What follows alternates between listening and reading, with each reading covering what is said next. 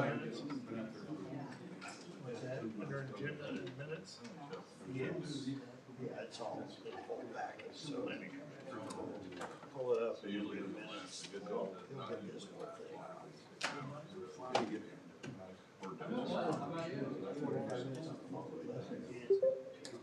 For what?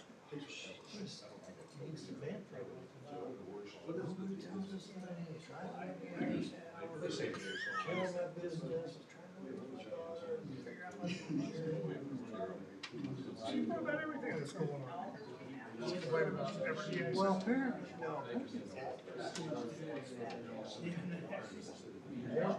see right away.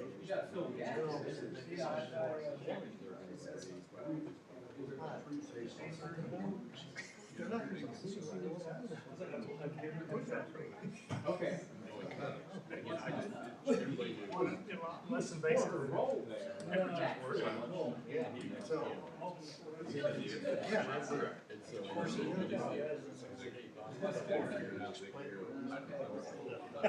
Your fence is still in our right. Yeah. You have the right to move it. We could have made it move 20 years ago. You need to extend it on by. Yeah. I don't even know what I'm doing about it.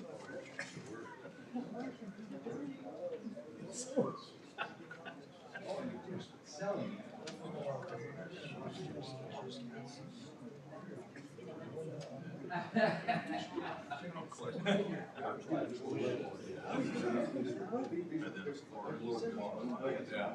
This conference will now be recorded.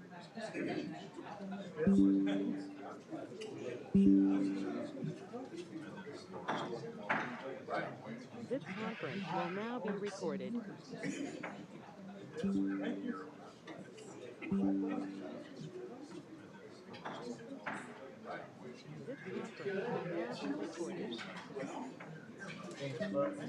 So I told him that stuff. Here you go. I've read that. Here, Dave, stop there. Here,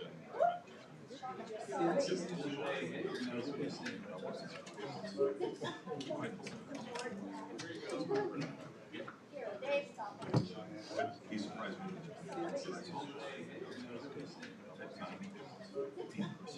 Linda, you ready to start the meeting about? Dave, stop there. He surprised me.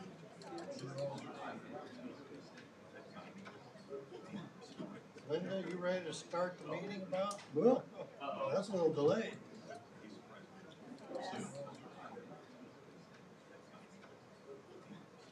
Linda, you ready to start the meeting about? Well. It's on repeat too. Yeah. Thank you, sir. What is this? Oh, it's cold out there. Yeah. No, it just came. Look at this. I know. I just know. No, I didn't go out. I got back from lunch, 1:15, and I don't know who those guys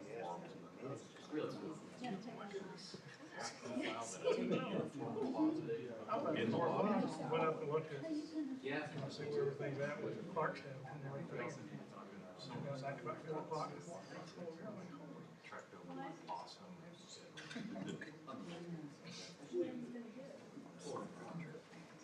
In the actual fire station, I was thinking of say that one. I mean, I just want to recreate. He made it.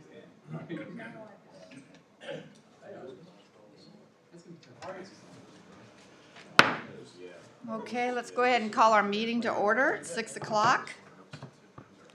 And roll call, please. Edgar? Manson, Templin, Lane, Here. Huggins, Milburn, Here. Maddock, Here. Schultz. Here.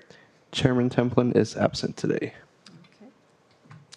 General business. We need to approve the planning commission agenda. Is there any changes or additions that we need to make? Make a motion, we approve the planning commission agenda as written. Second. Brandon, roll call. Excuse me, Brandon. Edgar? You're good. Milburn, Yes. Maddock, Yes. Schultz, Yes. Manson, Yes. Lane, Yes. Huggins. Motion carries. Thank you. And we need to approve the minutes of the planning commission. Are there any changes or additions to the January the 23rd? I make a motion that we approve the minutes. Second. Edgar, let's do roll call again. Okay. Milburn, Yes. Manson, Yes. Lane, Yes. Huggins, Schultz, Yes. Maddock. Yes. Motion carries. Thank you. Any disclosures of conflict of interest? I have a disclosure for item 6B. I'm going to recuse myself from that. Me as well. I have to excuse myself from 6B2. Anybody else? All right. Yeah. Okay, so we'll need to discuss those guys for then. Any disclosures of conflict of interest, disclosures of outside communications? Anyone? Okay, well, we'll go ahead and have the call to public. Members of the public who wish to address the Planning Commission regarding items not on the agenda may do so at this time. Any presentation is for information purposes only. No action will be taken, and there's a 4-minute time limit. Please come forward to the podium.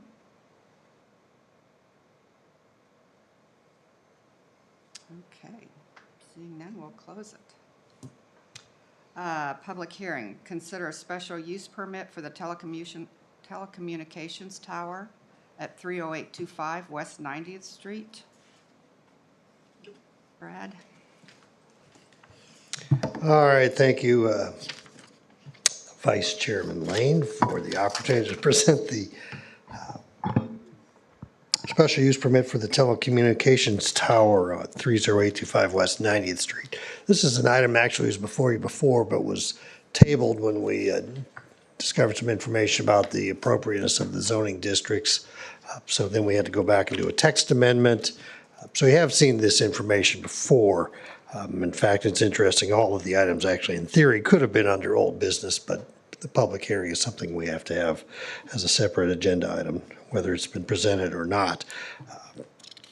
So therefore, I'll just run through some of the brief information.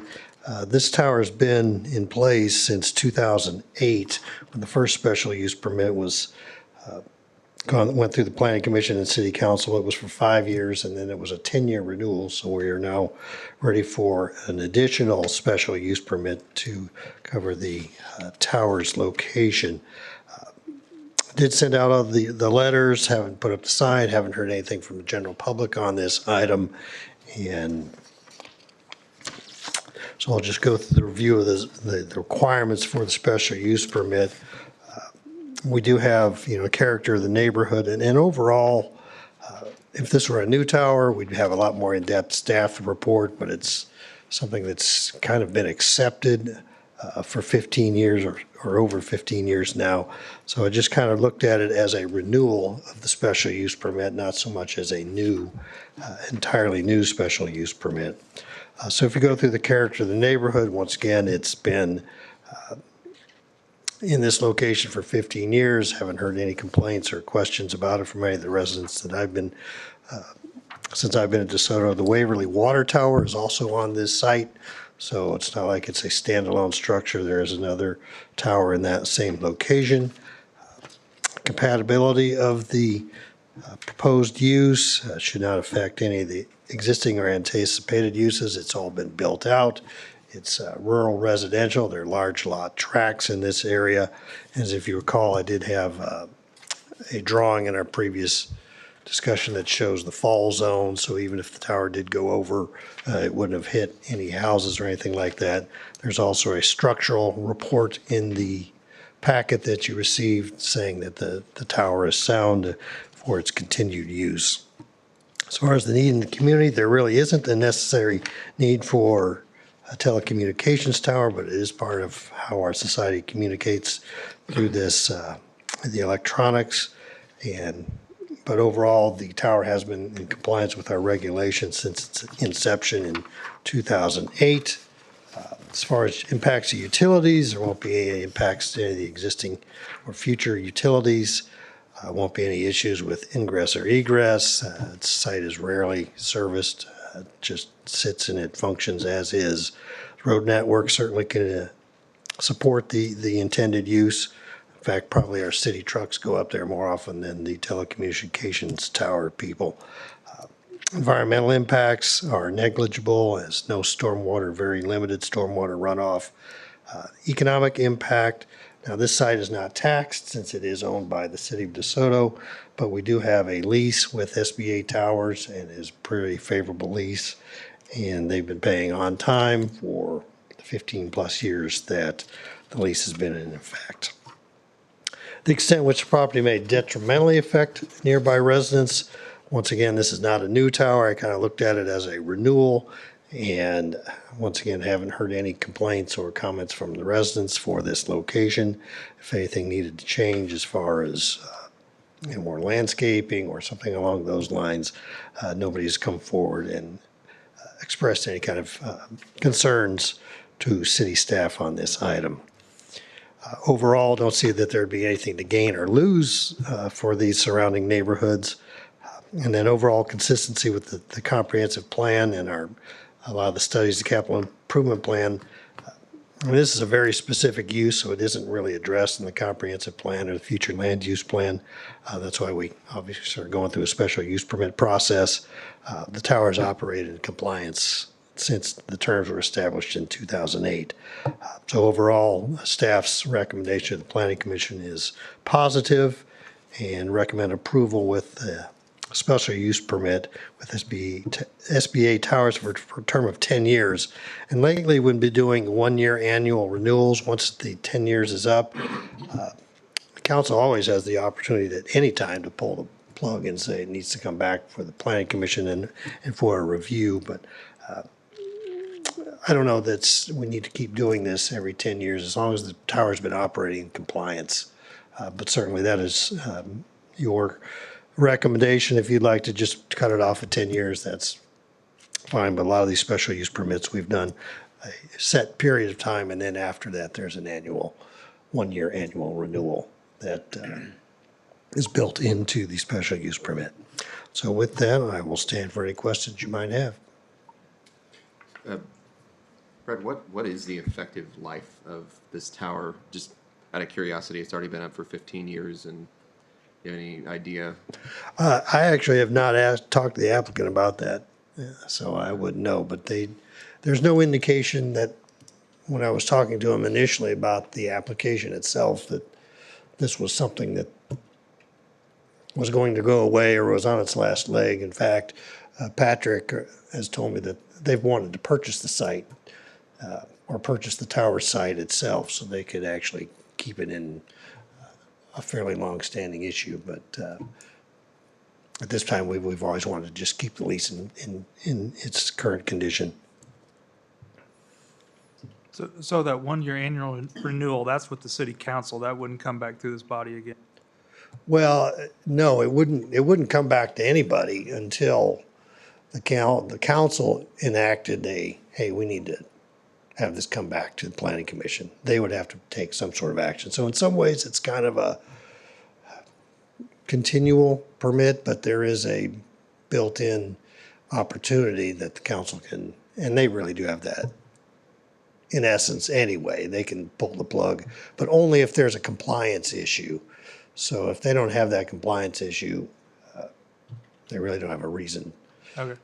So then the public would be able to comment at that point to the city council if there was something. Yeah, if there's something that came up and the residents wanted something addressed, the city council would then have the ability to say, SBA Towers, you need to go back through the process, which would then give Planning Commission and City Council some opportunities to address whatever that concern might be. Any other questions, guys? No? Thank you, Brad. Since this is a public hearing, members of the public who wish to address, excuse me, the Planning Commission can come forward now. Anyone have anything they want to come up? Seeing none, we'll close the public hearing. Okay. Need a motion and a second. Well, I personally don't have a problem with the renewal. I don't know if I like the auto renewal idea, though. 10 years is a long time.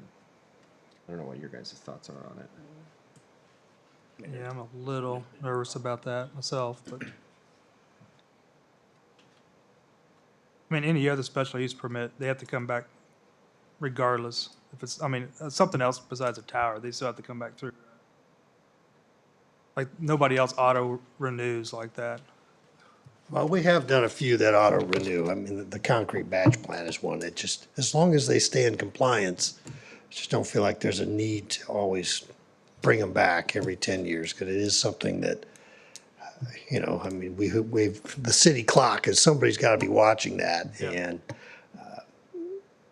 we were actually overdue on this one a little bit. So now part of that's because we had to go back through the text amendment process. It really boils down to a compliance issue. Does the special use permit through the term or whatever, are they operating within the agreed? There'd been nothing prior to this. No, it's been a very clean operation. Don't have a problem with it. But I have no preference on whether it's a 10-year stop, hard stop, or not. I just put it out there because we have talked about that before, and you know, we've had a debate on the staff level as whether, as long as they're in compliance, you know, why can't they just keep operating they want to versus having to always kind of stop and hit the brakes and go through the process again.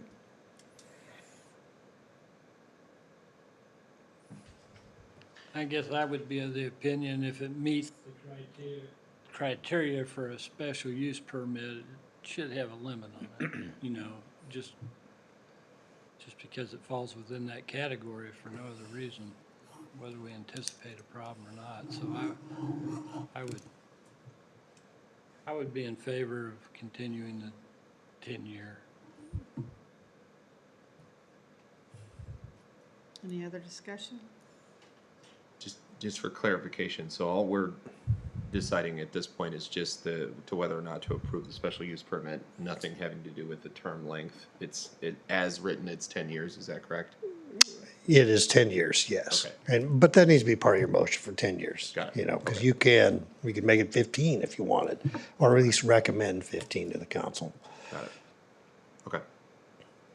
So on here it says for a term of 10 years with 1-year annual renewal. So we really don't want the 1-year annual renewal, That sounds like the direction the planning commission wants. right? I agree. Okay, I need a motion, guys. I would make a motion that we approve the special use permit for the tower for a term of 10 years. Second? Edgar, roll call, please. Manson, Yes. Lane, Yes. Huggins, Yes. Schultz, Yes. Maddock, Yes. Milburn. Yes. Motion carries. Okay, thank you. Okay, we'll move on to old business. Consider site plan for the Northwest Consolidated Fire Station number 4. All right, thank you, Vice Chairman. Site plan for Northwest Consolidated Fire District was on the agenda last time and was tabled for some additional changes to the grading plan, which have been corrected and are now before the Planning Commission for approval. We do have representatives, Kwame Smith from SFA Architects, Joe Connors here from Johnson County, and Chief Maxton here from the Fire District. I know Joe Connor would like to address the Planning Commission after. I'll go through my staff report, and if you'd be allowed, at your discretion, is if you'd like to have Joe come up to the podium, he'd like to address the Planning Commission. This is a green grass site and will be the first project in the area. There's no roads, utilities, or anything like that, so this part of this approval is, we look at the building itself. Now, the property we've gone through a final plat, so the property for the right-of-way has been dedicated to the city of DeSoto. So they But the county will be constructing the road as part of this project as well. It does include fire, water, sewer, things like that. Now, water and the sewer still hasn't been quite worked out. There's either going to be a force main that goes over towards Prospector's Point, or there'll have to be a gravity line that ties into the Panasonic site. There is a solution out there.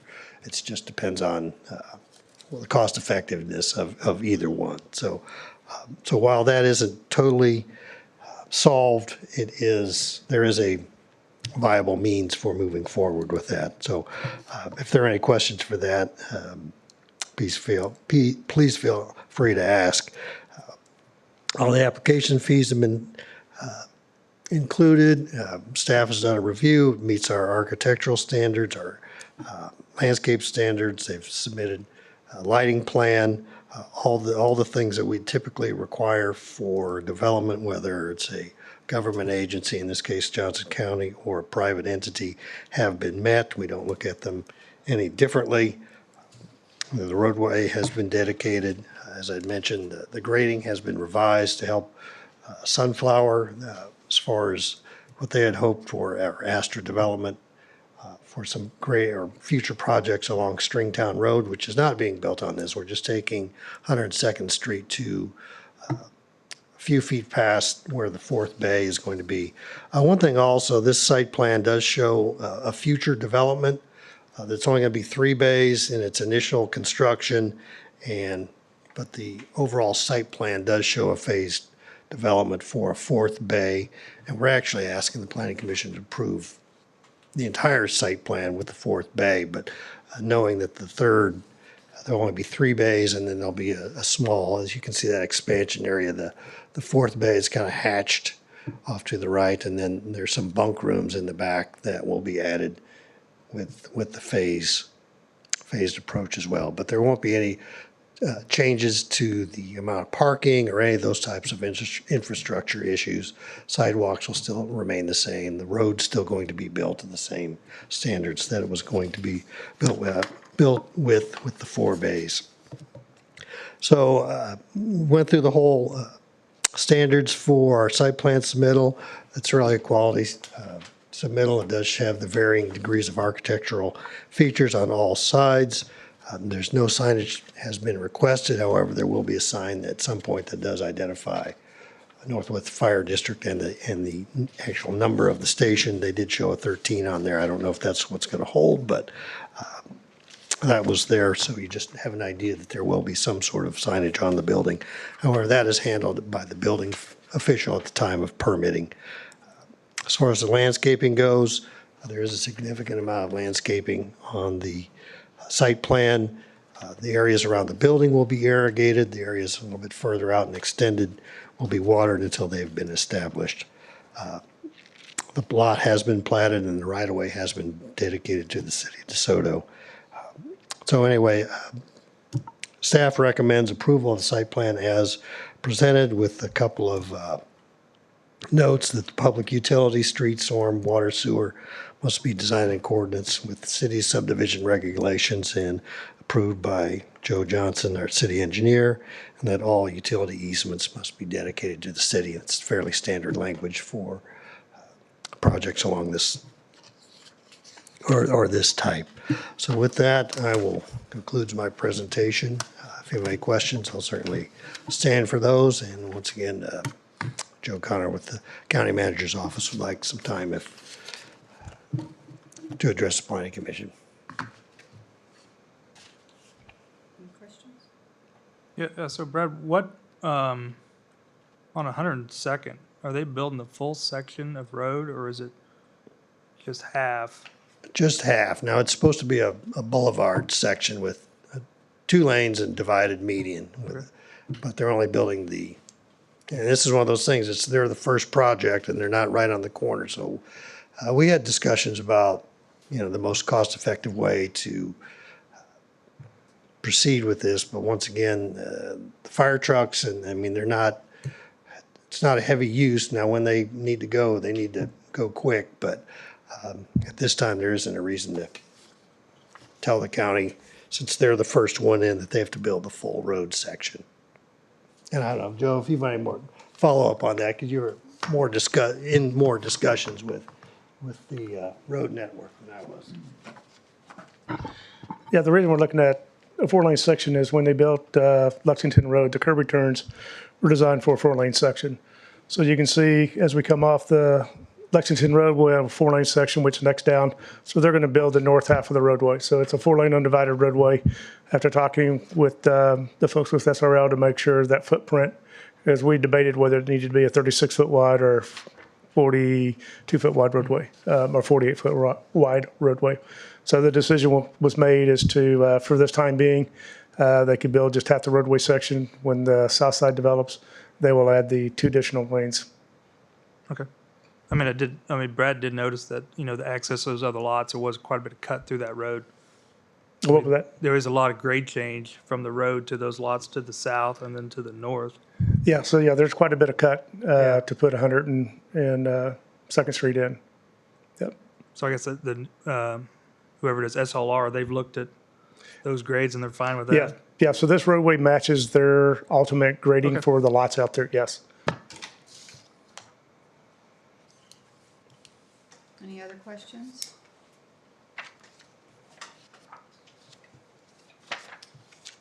Mr. Connor, if you'd like to come up, please. Thank you. Again, Joe Connor, Assistant County Manager. Just wanted to say, sorry for the snafu last month. I think we're all on the same page now. And I want to take a second and thank SRL for their donation of this land, and also Call Valley Engineering for their coordination with what's it going to look like in the future. And there's some things they did to help the cost of our project come down. So anyway, just want to make sure and state that for the record. And then, again, sorry for the time last month, but I think we're squared away this month. Stand for any questions if you have any. Questions? All right. All right, thanks. Thank you. Any other discussion?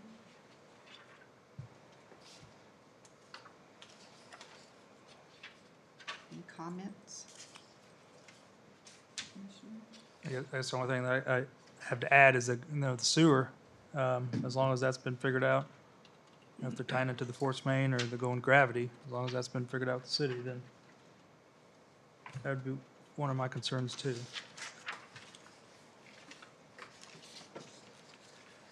So yeah, 2 options would be depending on if they get gravity sewers out there for them to tie into. If not, then we've upgraded the 2-inch force main to a 4-inch force main. Okay. And it would be a temporary connection to that until we had sewers out there for them to connect for gravity, and then they would go to gravity sewers. Okay, thank you. So, and then water, we've got a 12-inch line, and we've extended the line across to the east side of Lexington, which is they'll tie into that and run it up to the station. Okay, thanks. Thanks, Joe. Joe? Anything else? Okay, we need a motion.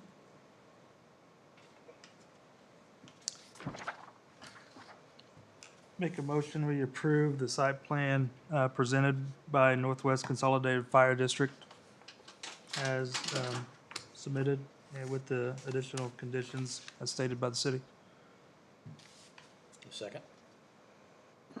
Edgar, roll call, please. Manson, Yes. Lane, Yes. Huggins, Yes. Schultz, Yes. Maddock, Yes. Milburn. Yes. Motion carries. Okay, thank you. We'll move on to old business. Consider the preliminary plat for Anderson Estates.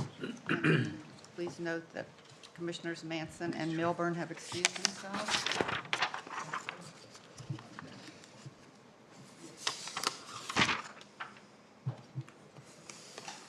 All right, thank you, Vice Chairman Lane.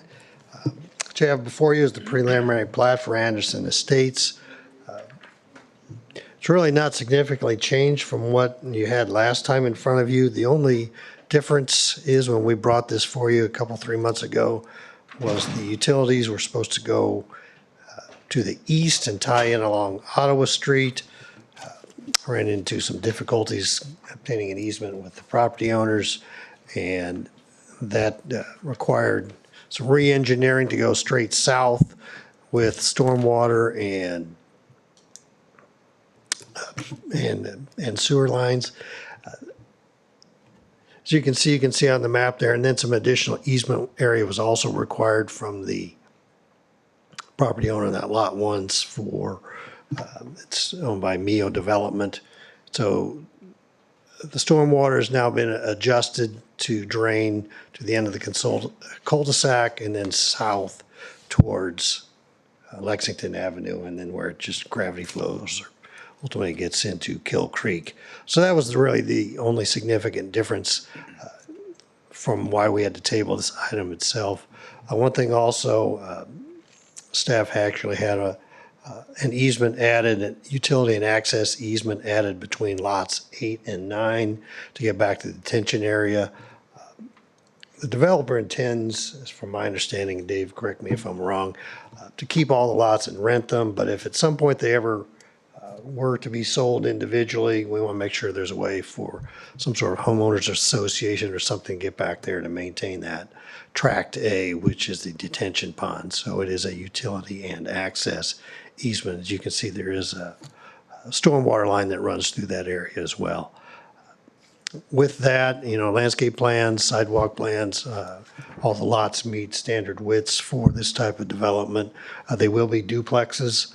So while there's 10 lots, there'll be 20 residences in the area. Didn't feel like there was strong enough traffic flow to warrant a full-blown traffic study. In this area, it's a fairly limited use, and it's just one in, one out. I feel like it's a good infill project for the city of DeSoto. It uses existing utility lines, so there's no public improvements that we need to, that'll be part of the city of DeSoto to maintain in the future. So with that, I'll stand for any questions you may have.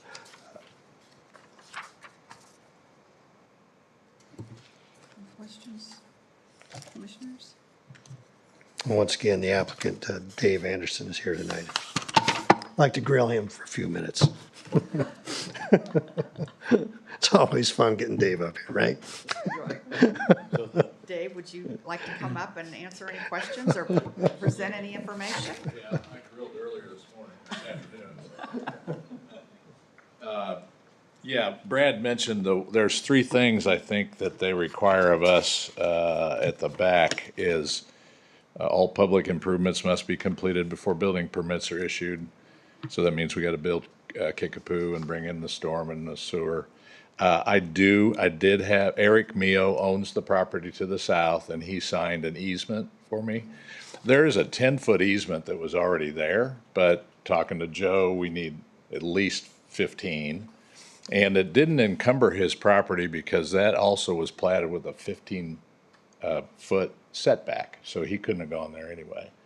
And we're going to clean up his property for him, and I think everybody will appreciate that, including the neighbor that's next to them to the east. And I can't swear that he won't put a storage container back out there, but that we're going to go through the tree line, clean it up, and that's what we'll have to do anyway to put it in. And Brad mentioned the responsibility of the detention. We've got on the final plat a note that says the owner of lot 10. So if Mike, you go up there, and we could change it to 8 or 9, whatever one, if that's an easement that, you want.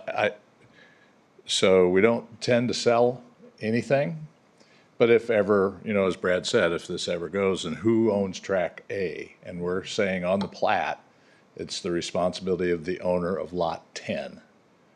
So today that's us, and if it was sold, it's that person. So that would be recorded and shown up on their title report, and they'd know were buying into mowing it and taking the paper that blows in there out and things like that. So yeah, any other questions? Any other questions? Does that clarify any questions you might have? So just making sure I'm following, between lot 6 and 7 is where you're talking about the easement for the storm drains, and then you're coming all the way down to Lexington, following the property line there, correct? Right. So the way this works, and Austin, our civil engineer, is here to see if I do this right. So if you go back up, Mike, or show the whole thing, so you see it The drainage study that was in your report kind of sends everything to the east and maybe a little bit south. If you look on lot 4, we catch it, it's an orange line, and run it over to a basin in the street. And it goes to another basin in the street, which all the street drains into that. Then it heads north, and Mike, there you go, goes up. It's like a weir.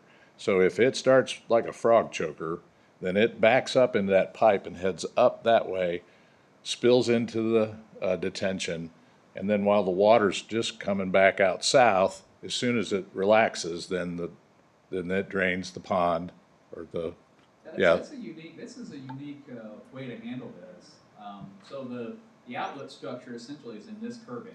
Yes. Is where there's a restriction that doesn't allow too much flow to go straight down the pipe, but it'll back up. Yeah, so that, the bottom pipe's at the bottom, so if it's, as long as it runs out that's fine, but when it just starts filling up the tank. Kicks over. Then we have another one there and it just goes right up the line, so it never comes back out. Well, I better say never.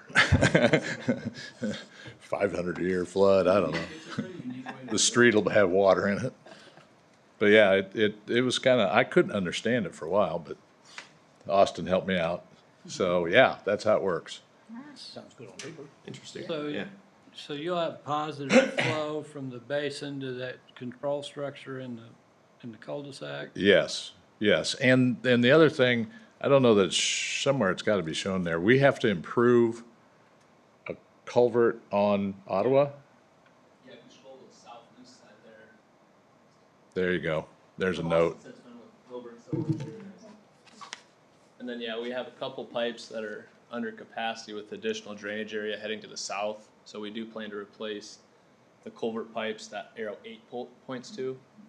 That one, and then the pipe connecting between those inlets there. Yeah, they exist, and they did a study, and if it'd come out and go over the top of Ottawa. Got it. Aren't allowed to do that according to Joe. We do what Joe says. But it will so improve that too. Great. Any other questions for Dave? Dave, thank you. Oh, I do, because I live there. okay. What is track A? It's a backup, like septic tank? No, rainwater, Just for stormwater. rainwater. This is Miss Yeah. Bicklemeyer. It's a Just for when detention it pond. rains, it'll fill up slowly and empty slowly. Yeah. So it'd be like a pond? It'll be grass 80-90% of the time, but if we get a big rain, you'll see water come into it, and then as the storm subsides, and after a storm, you see it running down the street still, but when that's done, it'll all go back down and it'll be grass again. And that was the discussion about maintaining it, so it belongs to Lot 10. And whoever, Well, we'll mow everything ownership will be for many, many years. But if it's ever sold, Lot 10 has to mow it. have you taken into consideration that one of the houses sitting there on Ottawa Street is already experiencing water in their basement now? And you're putting this thing right behind their house? I didn't know that. I don't know, Mike, if you can show those elevations. It's 5 feet. Is it 5 feet? 4 feet. 5 feet. 5 feet. So actually, Mary, we probably are helping them because now the water will not go that way. Okay. It can't. It's being graded to, I didn't know that they were, but I can imagine. We're actually directing the runoff to the south now instead of letting it go to the east. So like the runoff going to the properties to the east and to the south for the proposed conditions are under than the existing. So how long do you expect this thing to hold water? Oh, depending on how big a storm we all get, Okay. I don't know, 2-3 hours at the most, and it's going down as those are over that time period. And is this water draining into Kill Creek? Yes. Eventually. Is that where it will eventually All the water Correct, off yeah. of Ottawa, off of 85th Street, everything comes down and goes in to that culvert, actually of Ottawa, and into Kill Creek. into Kill? Yeah. Technically, I think that culvert, Mike, does that go over to that little It goes to this sort of that bigger drainage. just Before west it of goes Ruby in, Street. like where Joe built Possum Creek to the, on the It western goes- side of Peoria.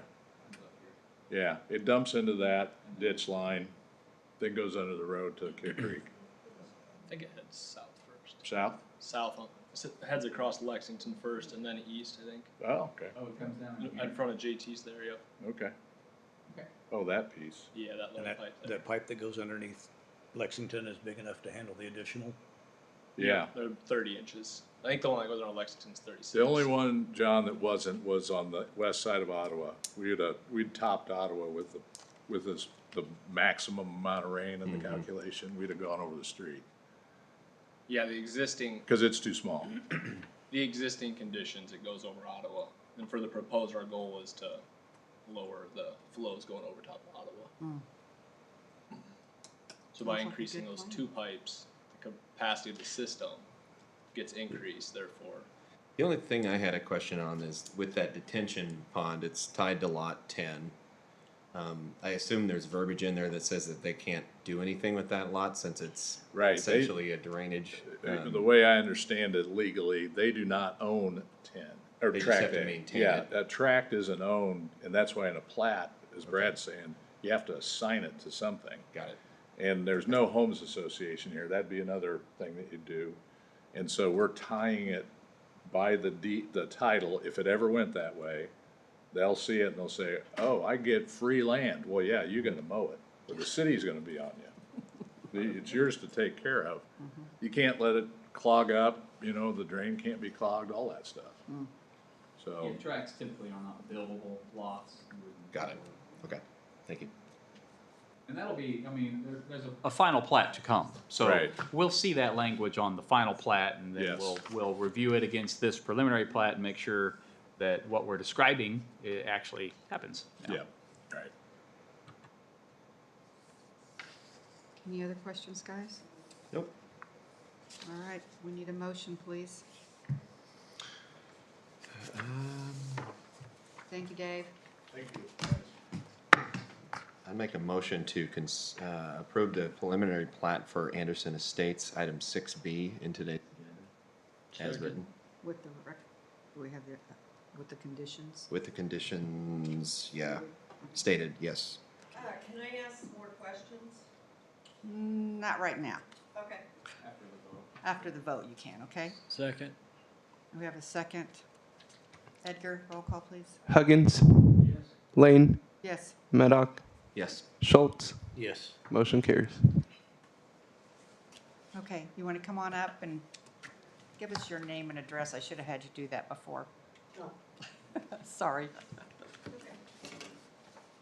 I'm Marietta Bicklemeyer. I live at 33445 West 85th Street. Okay, so this thing's coming right in beside me, beside my chain link fence, and then number 10 sits in my backyard. My question is, you've got 10 duplexes going in there. Okay, have you considered that's possibly 40 cars crammed in there? And the traffic that will be flowing in there and out of there onto 85th Street? I got enough problems with kids getting out of school, speeding past my house on 85th Street, and the cops don't have enough people to do anything about it. You're going to add possibly 40 more cars in a little 3-acre lot. Has anybody thought about the control of traffic? Well, I think Mike mentioned earlier that, you know, it does not warrant a traffic study at this time, but should there be problems additionally, once it's put in, you know, you could And contact the city. who do I talk to? The city council meeting? You could probably contact our city administrator first, or you could. Sure, yeah. Yes? Joe, you had your hand up? Whether. Oh, he's volunteering for to be contacted, yeah. Okay, what's your name? Don't get that often. Okay, okay. Because that is a concern. There's, you know, you're talking 10 duplexes, 2 cars per duplex, if we're lucky. Parking in the street, is that gonna be allowed? How is trash trucks gonna be able to get in there? The public road, you know, the Kickapoo Street is being built to the same standard as what, you know, any newer subdivision, so it'll be plenty big and wide and sturdy enough for, traffic. Trash truck and trash truck street access. cleaning? Yes, yes. Okay, It's a regular, city standard street, yeah. okay, And on the traffic issue, you know, we know the addition of more residences will bring additional traffic, that's clear. Typically, a single, standard residential street like this is capable of handling a lot more traffic than this is expected to generate, plus what's already there. There's also more than one way in and out. You know, you have a connection to Ottawa, but you can also go west, so there's good grid connection here in the older part of town. That's one of the benefits of infill like this, is that infrastructure is kind of still there. There's not necessarily a pinch point. You're going to see added traffic. There's no doubt. Right. You'll see more parking. There's no doubt about that. okay. And it will be busier. There's no mitigating that when you add residents and activity. But the message is the street network that's there is safe and adequate for the expected traffic generation here. Okay, okay. Well, like I said, I just needed to, if anything, know who to talk to Sure. if there's problems, because like I said, I talked to the cops before about 85th Street, and the kids funneled through there. Instead of going down Lexington, a lot of them are speeding past my house at 3 o'clock in the afternoon. Yeah, it's kind of a cut Because through they're between trying to Kenner. avoid Lexington and Yeah. getting stopped on Lexington. Yeah. And the reply I got back from the cops was, we just don't have enough people to be able to do that. Then when I finally saw them on 85th Street, they park in the street. Well, the kids drive by and they see them, so they slow down. So, but now you've got, you know, more traffic going in and out of just basically, I don't know what you're gonna call the street, Kickapoo? Yeah, it'll be Kickapoo. Kickapoo, okay. So all I'm saying is, you guys may need to have to consider either a three-way stop, something. Well, and that's something they will have to consider your Okay. input, you know, like he said, if there's a problem, you need to contact the city administrator, Joe, and, you know, let Okay. them know, and they'll work with you to get Okay, it resolved. thank you. Best we can. Thank you. Okay. We'll move on Do we to, need to get the other commissioners? yes, would you please? Oh, yeah, I'm enjoying the party again. Thank you.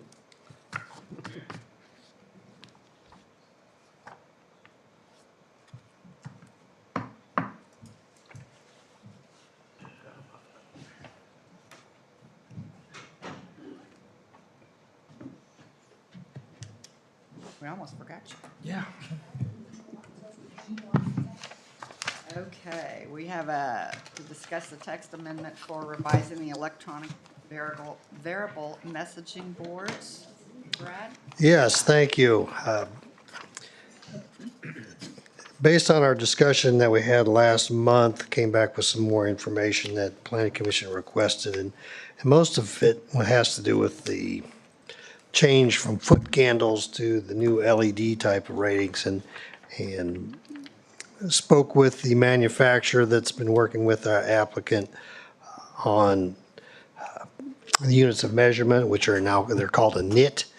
And so we also got some established uses for those brightness features, because that's really what we're mostly concerned about, is how bright is this going to be, and is it going to be a detriment to residential uses potentially nearby? And then also some independent research looking at surrounding communities and the like. Seems like 5,000 nits is a daytime use where you can still see a sign during full brightness outside. And then at night, 500 nits is, so you've got that range. The interesting thing about our code is that while we talk about foot candles, we do talk about the light and the glare and all those things. So those, the language in our code actually, I think, is very applicable. It's just now changing the units of measurement and also the timing of the maximums and things like that. So I went through and I highlighted our code, and some of these things we did bring up to you last time, but also I added some verbiage adding digital signs. That seems to be, I didn't want to just limit it to electronic variable messaging boards. There's a lot of communities call them digital signs, so I wanted to make sure that that's in the code as well. So we went through, like on your staff report, I've got some of the highlighted areas I think could be removed. Obviously, they won't be mechanically changed anymore. That'll be, it's all electronic and digital, so I took that line out. Said no sign, remove the stipulation, no sign shall face a residential property or be visible from a residential area. Now, that's a pretty tough standard to meet. I don't care what zoning district you might be in, whether you're a commercial or what. But also, when you talk about residential areas, that'd be multifamily as well, so not just single family. So that was a pretty difficult requirement to meet as far as electronic signs. And I did leave in there, or 200 feet to a single family or a duplex. Now, once again, it's a little subjective. I don't know what the right number is, but that's what our code had, was 200 feet. So I left that as is. And then also that kind of gets back to the brightness of the sign. Now, during the daytime, you can have that thing going at 5,000 nits, but as the sun starts to set, and we do have controls in there that will actually reduce the brightness of the sign, and that's very standard technology these days. So it's not such a overarching concern. It's like, oh, well, they're just going to keep this thing blasted at 5,000 until 10 o'clock at night or whenever the cutoff may be. So that'll gradually reduce as the sun starts going down. Removed some of the information on the sign type restrictions, and I did replace a lot of that with what we have in our existing signage program. I didn't think that was particularly necessary to have the electronic variable messaging boards be completely different from a typical sign location. So the ground sign and the monument sign are in our code already under our sign regulations. Just incorporated them into the special use permit program. As far as the illumination levels, that's where you'll see most of the change. And some of this language was produced by the manufacturer. Some of it I pulled from some surrounding cities. So you can see that I removed that A, which will be replaced with the electronic and digital signs, must use automatic level controls. That kind of is what we're talking about, reducing the light as the sun, whether it's at nighttime or under cloudy conditions. So even during daytime when the sun isn't completely bright out, they won't be able to achieve that 5,000 nit brightness. It'll be an appropriate level in between. And that's something that certainly staff can regulate, because I'm certain we'll get, if it was just blasting away at 5,000 nits during evening hours, we would get complaints and calls. And so we do have the ability within this change in the code to ask and then or ultimately force the owner of the sign to reduce the brightness of the sign. Do still have language in there that allows the city engineer to review, and a lot of this is as the location of the sign itself. It might meet some of the standards of where it can be placed, but it's also, there's traffic control issues where, the location where it might be as far as turn radius for vehicles, and don't want to impair drivers' visions. And that's really standard language also within our sign code itself. And then I've struck all the information that has to do with foot candles, since that is an old term that is no longer applicable. Timing, it seems that the standard now is 8 seconds per message rather than 4. This was actually probably written when this is more of a time and temperature kind of display. But now with the LEDs, you can actually put messages, things that people will want to read. So we need to make it a little bit longer so that hopefully they're not as distracted trying to catch up to the sign. So we do have 8 seconds. That seemed to be also a fairly consistent standard throughout. And then also, I do have for the hours of operation, if you're within 500 feet of a single family or 2-family residential district, that there is just a hard cutoff at 10 o'clock at night, whether or not it's dimmed down to 500 nits or not. So that's another thing that could be a little bit subjective, but where the Methodist Church wants to put it, there will be some residents, they'll be outside the 200 feet, but they won't be beyond the 500 feet. So thought that that was an appropriate location, especially for, our churches. If this were a business district or a multifamily area, it's probably okay to have the sign continue throughout the night, but the location's being proposed, and it's their exact location for their sign right now. It is surrounded by residential uses, so we wanted to make sure that in this case, they would have to turn their sign off at 10 o'clock at night, and the earliest it could be on would be at 6 a.m. So those are really the changes, and I'll stand for any questions or comments and revise this. I do have the public hearing scheduled for our next Planning Commission meeting on this item, so we'll go ahead and have this published in the paper and move forward with the upgrade to our special use permit for digital signs. Brad, so first of all, I think you did a really nice job with addressing the commentary on the switching from lumens to nits. My only question is, well, I have two actually.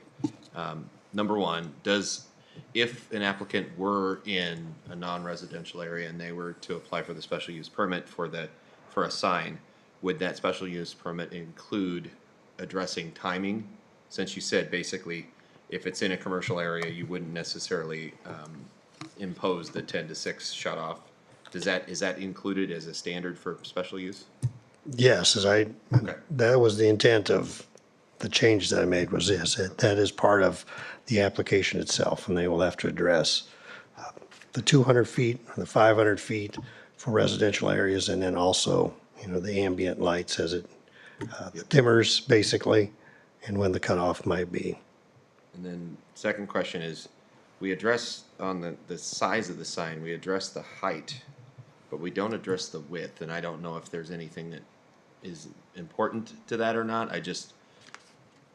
When I see a sign like 500 nits or 1,000 nits or whatever it is, size matters, and if you're looking at a sign that's 4 foot by 8 foot versus one that's 3 foot by 3 foot, that the amount of light it's putting off is slightly different, even though the brightness is the same. I don't know if that matters.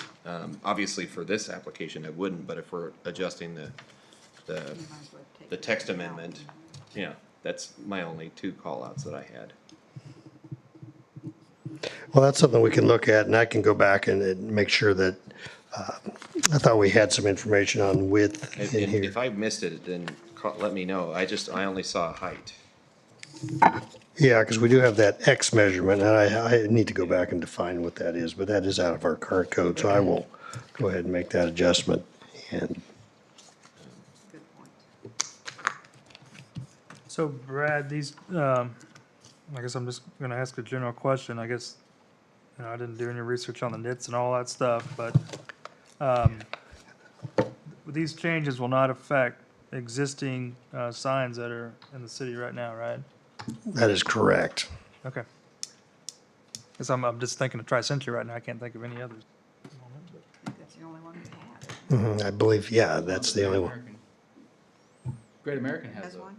has one. Oh, yeah, okay, yeah. Might be it. Great American, I think they had theirs taken down because it never worked. Oh. Oh, it does it? Oh. It was still there. Okay. Okay, so that's all I got, as long as it doesn't affect them. I guess There's actually one on Harps. Yeah. Yep.